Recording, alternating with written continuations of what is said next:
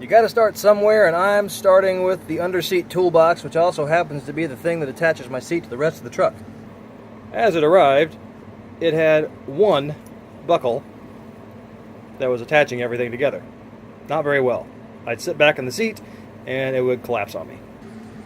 Amazon had these adjustable latches, I don't know what you call them, that fit pretty well with just a little bit of filing there on the edge.